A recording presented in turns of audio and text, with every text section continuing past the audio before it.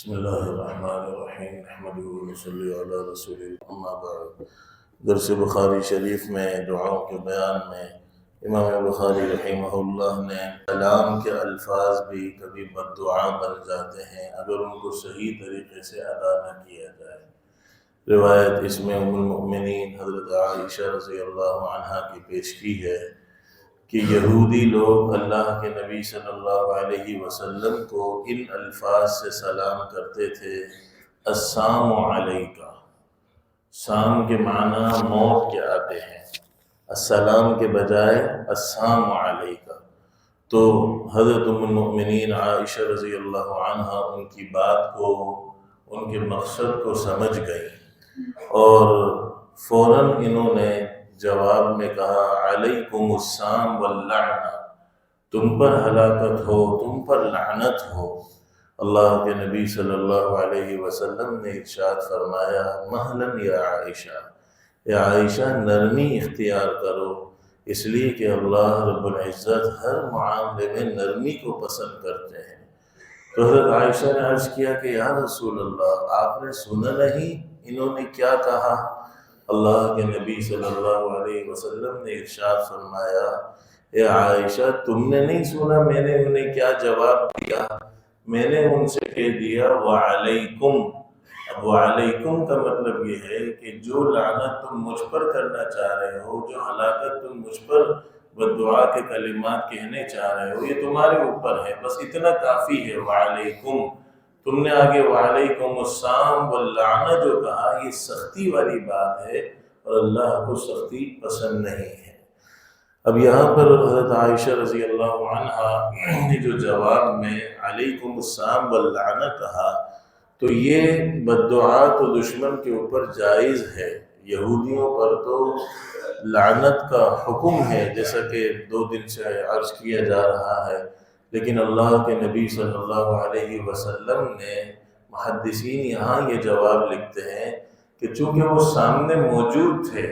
تو آپ علیہ السلام ان کی اسلام کی لالچ رکھتے ہوئے، ان کی دل جوئی رکھتے ہوئے حضرت عائشہ کو تنبیہ کر رہے ہیں کہ عائشہ ان کو تو اچھے اخلاق دکھاؤ، باقی جو حکم ہے جواب دینے کا، غیر مسلم اگر غیر مسلموں کو ابتداءً تو سلام کرنے کی اجازت نہیں ہے، اگر وہ سلام کر لے تو صرف وعلیکم کہنے کی اجازت ہے، پورا سلام کا جواب دینے کی بھی اجازت نہیں ہے۔ بہرحال یہاں مسئلہ یہ ہے کہ جو سلام کے الفاظ ہیں عام طور پر ہمارے معاشرے کے اندر، امام بخاری نے تو باب اس لیے باندھا کہ لعنت کرنے کی اجازت ہے، غیر مسلموں پر بددعا کے کلمات کہنے کی اجازت ہے، خاص کر اگر وہ کر رہے ہیں، جیسا کہ یہ سلام کے الفاظ سے پتہ چلا۔ لیکن میں تو ضمن میں بات عرض کر رہا ہوں وہ یہ ہے کہ السلام کے لفظ سے جو السلام سلامتی ہے، کہ جو سلام کا مقصد ہے، اس کا بالکل برعکس مقصد ہلاکت کے معنی حاصل ہو رہے ہیں، اور ہمارے معاشرے میں ان باتوں کا معانی کا قصد تو نہیں ہوتا، ارادہ تو نہیں ہوتا، لیکن بلا قصد سلام کے جو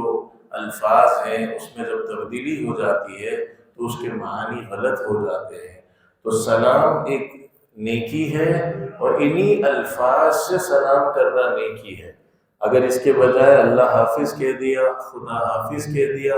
کوئی اور بات کر دی تو یہ دعا تو ہو جائے گی، اللہ حفاظت کرنے والے اللہ حفاظت کرے، لیکن سلام کی سنت جس پر فضیلت ہے کہ السلام علیکم پر 10 نیکیاں ملتی ہیں اور رحمت اللہ پر 20 نیکیاں اور برکاتہ پر 30 نیکیاں، اور سلام کا جواب دینا واجب ہے، ابتدا بالسلام مستحب ہے اور سلام کا جواب دینا واجب ہے، اور یہ واحد ایسا مستحب ہے جس کا اجر واجب سے زیادہ ہے، پہل کرنے والے کو زیادہ اجر ملے گا، اگرچہ وہ مستحب کام کر رہا ہے، جواب دینے والا واجب کام کر رہا ہے، لیکن البادئ بالسلام بریء من الکبر، افشوا السلام بینکم۔ تو ہمارے معاشرے میں اگر بچے اور دوسرے بہت سے شاگرد اور چھوٹے بھائی اور جن کو انسان تنبیہ کر سکے، اگر وہ صحیح انداز میں سلام نہ کرے، ٹیلی فون اٹھا کر پہلے السلام علیکم، السلام قبل الکلام، اور انہی الفاظ کے ساتھ یہ ایک دعا ہے ان کو تنبیہ کی جائے کہ صحیح سے کہو، السلام علیکم کہو، ورحمۃ اللہ وبرکاتہ کہو۔ اور دوسرے جو الفاظ ہیں غیر مسلم گڈ مارننگ اور دوسرے الفاظ کہتے ہیں، مسلمان نے اس کے بجائے اللہ حافظ، خدا حافظ یہ چیزیں نکال دی تو سنت ہماری زندگی سے نکل گئی۔ دعا کی برکت وہ الفاظ جو اللہ کے نبی نے ہمیں سکھلائے۔ اللہ نے جب آدم علیہ السلام کو پیدا فرمایا جاؤ فرشتوں کے پاس جاؤ اور ان کو سلام کرو، یہ جن الفاظ سے تمہیں جواب دیں وہ تمہارا تحیہ اور تمہاری امت کا تحیہ ہوگا۔ تو جب آدم علیہ السلام نے فرشتوں کو جا کر جس لفظ سے بھی سلام کیا،